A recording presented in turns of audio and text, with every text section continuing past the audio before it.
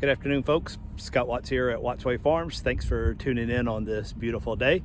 In today's video, we're going to go through the assembly and probably the initial usage of my new Osborne 45 bushel bulk pig feeder with lid, since it's going to be used outdoors.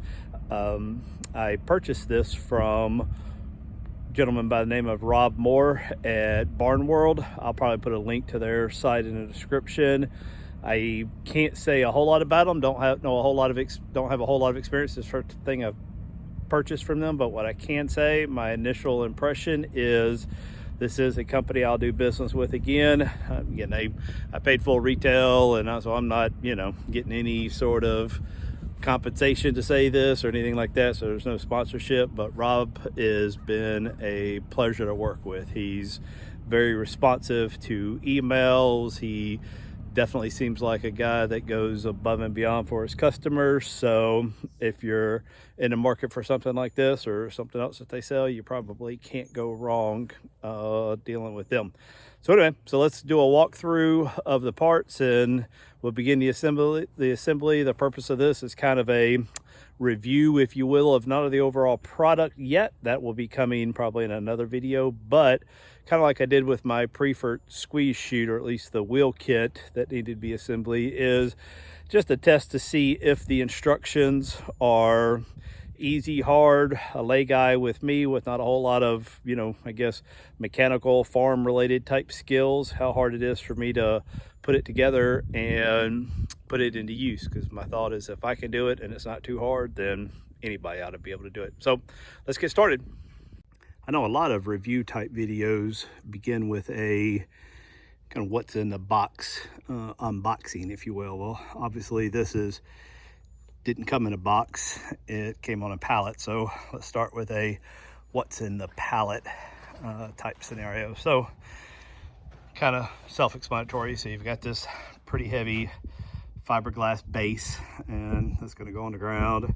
You've got the main, I don't know if you call that the hopper or whatever, that's going to sit on top of that, but actually I guess it'll sit on top of this. This is the wire, I guess the steel heavy duty. That's some pretty heavy duty galvanized steel there that will sit on the base. That's where the pigs will go in and stick their heads in to get the feed. And then this kind of upside down cone will sit in there.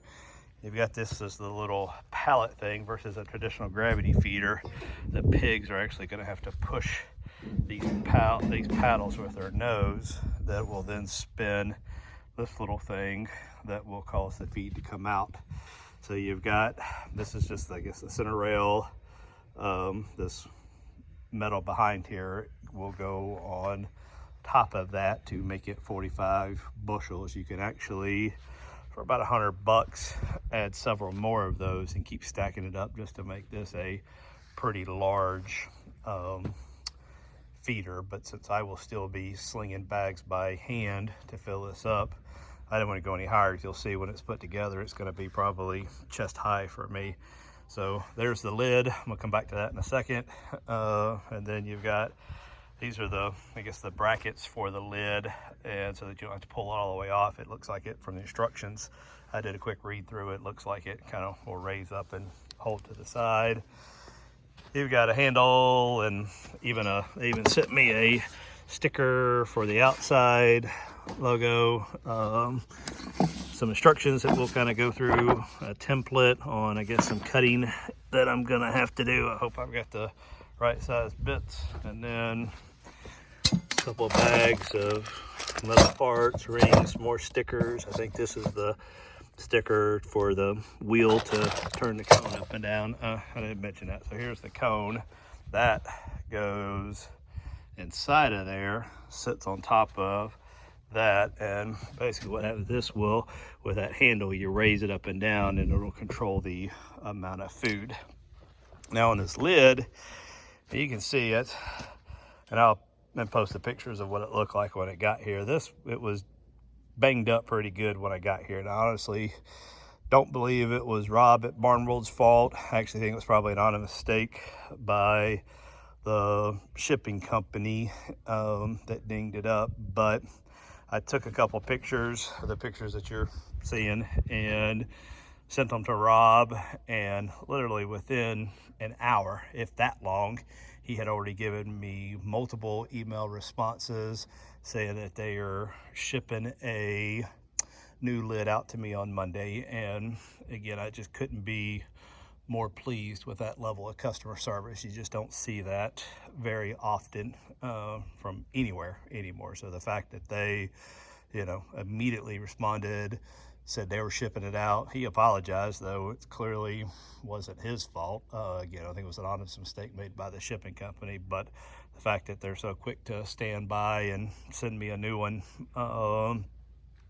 just, I don't know, speaks volume. So yeah, so again, I guess if he had said no, I probably would have used it anyway. Again, it was dinged up a lot worse, you saw in the pictures, but I tried to kind of press it back out as best I could. So all right, well, that's all the parts. Now I do, and it's not here on the ground, it's still on my trailer, but I do have a 4x4 and sheet of plywood for the skid, which is not part of the instructions, but I'm going to start building this, and then when I get to the spot where it makes sense, where it's not too heavy, I will stop and put the skid together.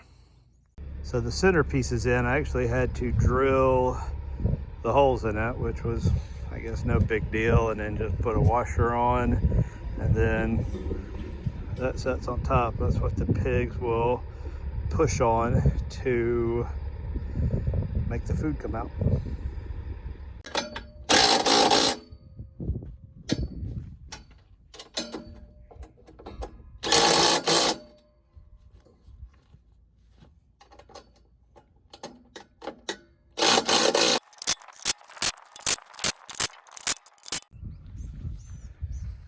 The instructions call this the trough separator cage.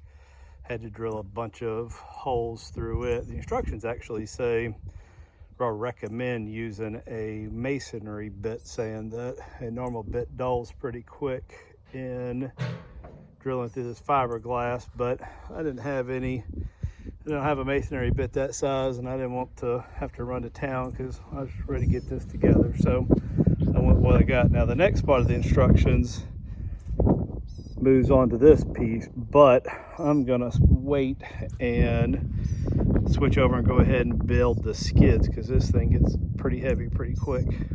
Now I thought I was gonna have to drill holes and screw this thing to the actual skids. I was gonna use 4x4 and a piece of plywood for the skids, but it comes with this right here, and that's for when you attach it to their galvanized skid, which I didn't buy. That skid doesn't really hold it off the ground, and you can't really get underneath it with a forklift. It's more for just, I guess, towing, and I wanted one that kind of held it up a little bit and could move it. So versus drilling holes, I found these nice 1/2 inch by 10 inch bolts at Tractor Supply, and these little carriage bolts that'll line up with that just perfectly and go through. So next step is build the skids.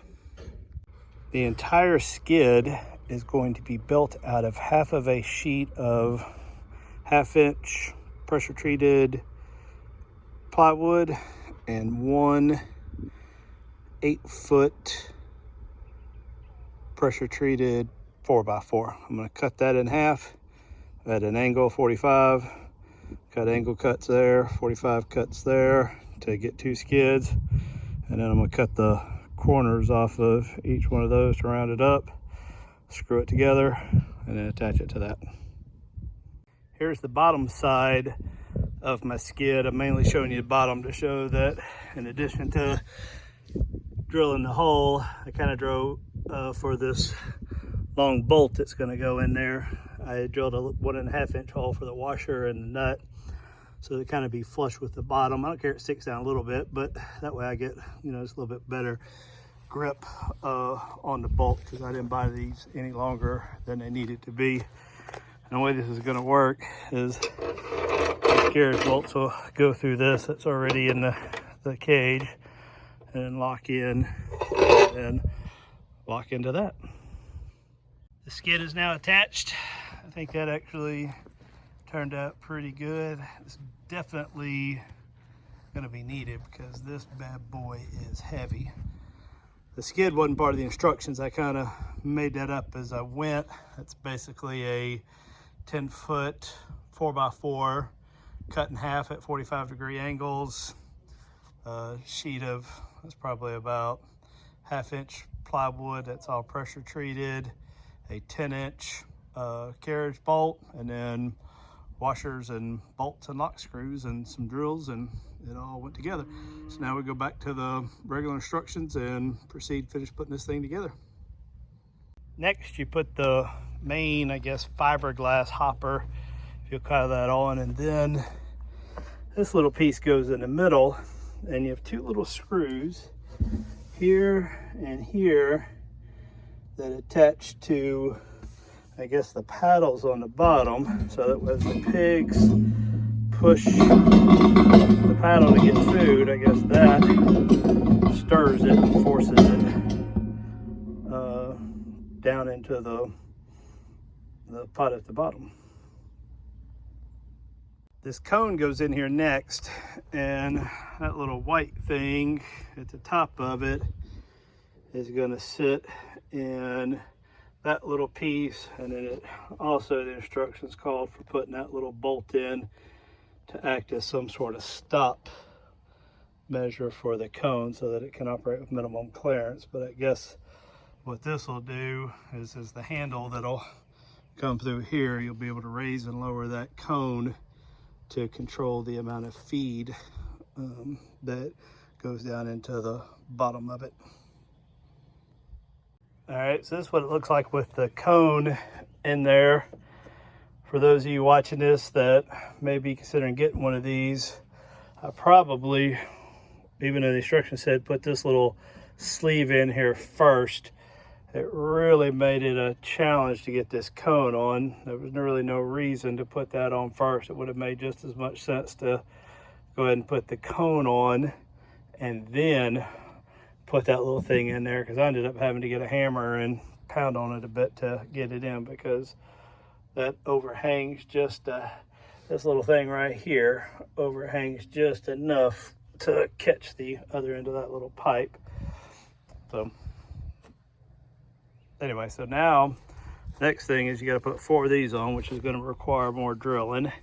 I'm not going to film that, but this will basically go on here and connect the hopper to the little feed trough cage. Okay, for this next part, we basically put the metal hopper stands together, but it says right here you got to cut a hole in it, and it gives you kind of this template to use, and then one pattern if you're using a hole saw, and another pattern if you're using metal shears. And I'll be using these 10 snips to get this part to work. Versus trying to do all this fancy measuring, I just cut the template, put holes in it, attached it with temporarily a couple screws, and now I just take my 10 snips and I'll cut this square out.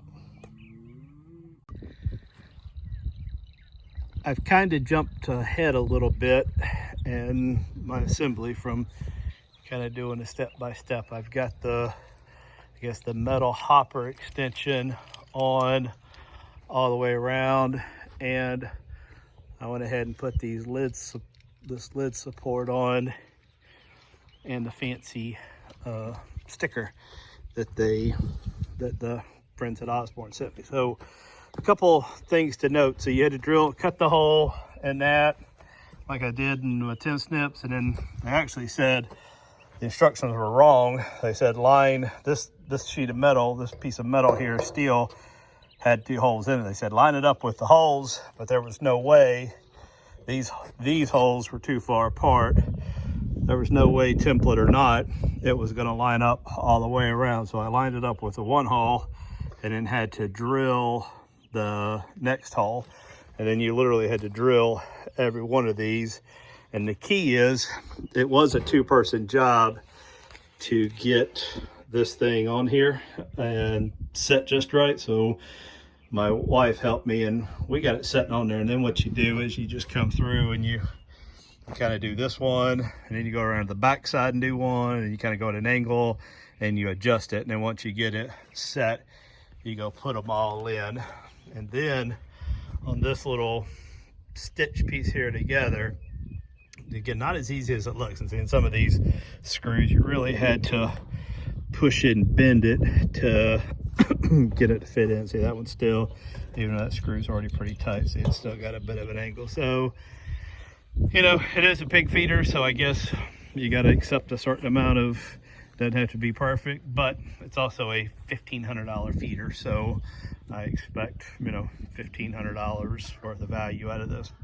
I can't say that, you know, it's a bad thing. I'm not disappointed, upset, or any of that. It was putting this part together was probably a little more challenging than I would have expected. And then Osborne was nice enough to include this nice sticker of their label to put on there, which started not to do it, but I did. But notice the red writing on it. I mean, it was like that when I got it. It had a sticky back, and then you put this on, and then you peeled the front off, and it almost looked like somebody had, this was maybe one they had gotten and used to edit, and they had pulled it off, and looks like they wrote the word green here. Maybe this is the wrong color green or something, I don't know. And they drew the arrow, and then they drew this. This was actually, this up and down red line, I think, was on the outside, and you can kind of see even more traces where they wrote on the back side. Whatever marker they used, though, bled through. So if you're watching this, Rob, my good buddy at Barn World, and you want to send me another one, I'll be happy to put it on top of this one to cover that up. So a couple other things. So this is now hooked up. It's kind of got this little lever piece here. It's hard to film this at the same time, so that you lift that up, and then you can raise and lower the hopper to where you want it, so it controls the feed. And then when you get it where you want, this little latch here flips over and it locks it in. And this, actually, there's no way for this to screw on, and I was like, well, I'm gonna lose this pretty quick, I think, because it doesn't attach. But they actually, on this lid mount, they give you a spot, I guess, to store this when it's not in use. Of course, that means that it may be sitting down into your feed, but I guess it keeps it there. Now this is for the lid, so the next step would be the lid will attach to here, and then so that when you lift it up, it kind of lays off to the side, so that you don't have to set it all the way off. And I guess I'm gonna have to wait a few days to finish this assembly, because my good friend Rob, or who I now call him my good friend Rob, is sending me a new one of these, because this one got all dinged up during shipping. So he said it went out. Today's Wednesday. I think it was Monday or Tuesday that it went out, so I guess it'll be a couple days. So I reckon we will finish this assembly then. This video is going to go a little bit out of order now. I still haven't finished the assembly. I've got to put the lid together, and that's really all that's it. But since they're sending me a new lid, I don't want to put it together and then have to take it apart to put the new lid on. I don't think, they've already said, the Barn World, Rob at Barn World already said he doesn't want the lid back, but he can't speak for the shipper since it was there that damaged it, so I'm supposed to keep it available. But I want to go ahead and start using it. So the instructions say you've got to, I guess, teach them both how to use it and figure out how high that cone on the inside needs to be. So basically, this little sticker it gave you for the front, it said lower the cone to where it's just barely resting above those little cross members on the inside, and then put the sticker, line that up notch with number 1. And then it says to get started, you roll it up to number 4, put in just enough feed to cover the cone, spin that around 2 times and then wait and watch. They say that you want it to where there's enough feed that covers the bottom at all times, but I guess doesn't pile up too much, and then you raise it or lower it accordingly. So let's do that. Okay, so now we have about 8 bags, which is 400 pounds of food in there. It covers up the cone.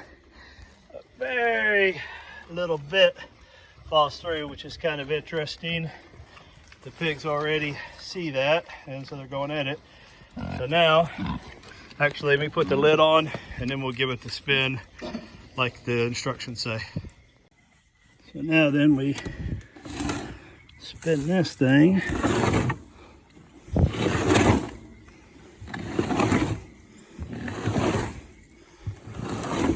Until it covers the bottom.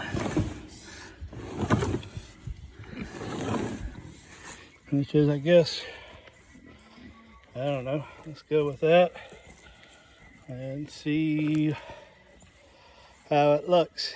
I'm gonna give it a day, and then we'll chat back together and see how it looks tomorrow. My new undamaged lid arrived today, so I am going to finish this build and show you a little bit of footage of how the pig feeder's been working. It's actually been in there for a couple days, and wrap this thing up.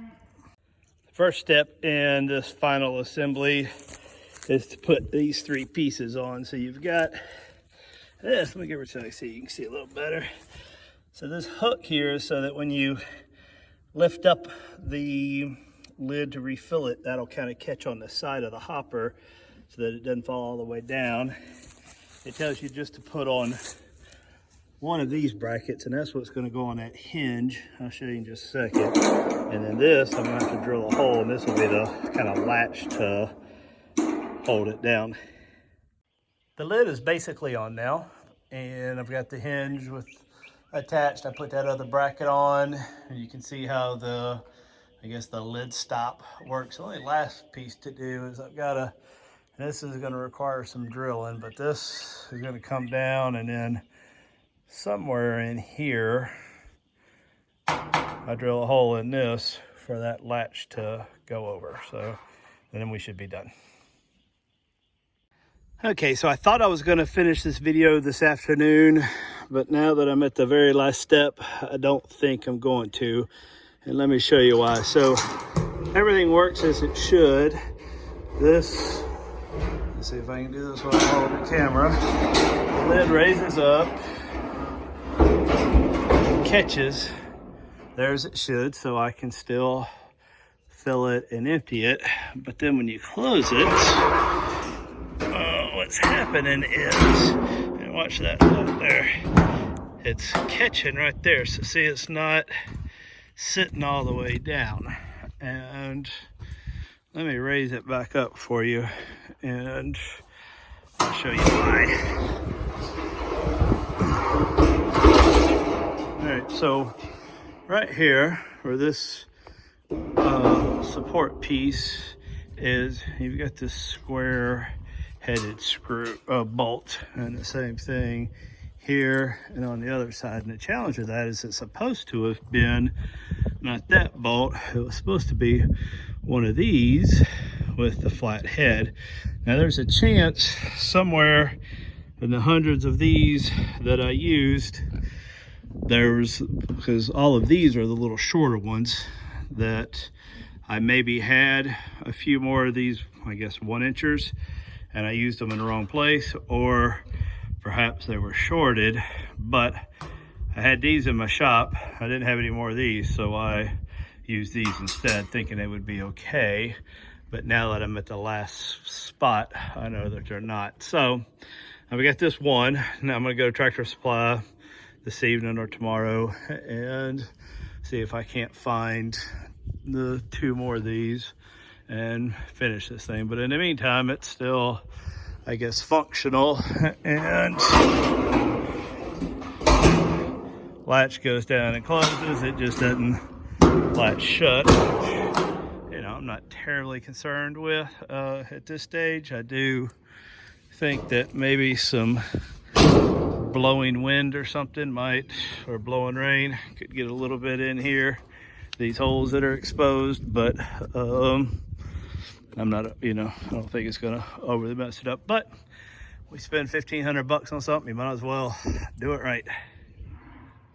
So the pig feeder is officially complete and in operation. As you can see, these guys don't have any problem with it. Now, using it, now I did adjust this up to a 6. I felt like maybe it wasn't putting quite enough feed down in the bottom. The instructions said there should be a thin covering on the bottom, but I'm already liking what I see versus the gravity feeder where they can get their whole nose in there and start slinging it all over the place, which creates a lot of waste. With this, you can see they're basically getting just enough to eat off of it and eat off the bottom, and then as the little thing spins around, it gives them some more. So let me show you a couple other minor adjustments that I made. Now I did go back, Tractor Supply didn't have the exact pan head screw that I wanted, so I went with this and a washer. You know, I've got this little handle on here now, and let me show you another small change that I made. Right here it had these two, these are just the same pan head screws like you see everywhere else with these little hex nuts behind it. It had this flipped over initially, but what's happening was this lid still wasn't closing down because that was catching on the lip.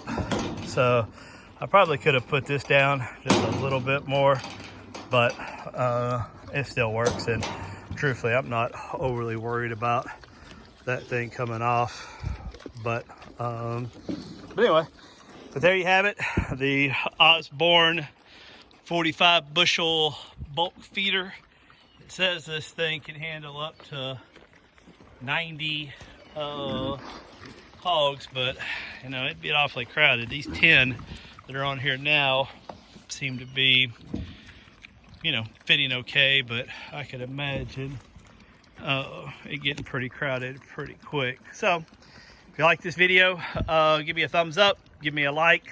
If you're looking for a feeder like this, again, I can't recommend Rob over at Barn World enough. I mean, his customer service and responsiveness, I've never met the guy face to face, only via email, but his again, he off the chart good. Highly recommend, if you're looking for one of these, to give him a shout and see what deal he can make you. So hope you enjoyed this video. Look forward to seeing you back here again soon.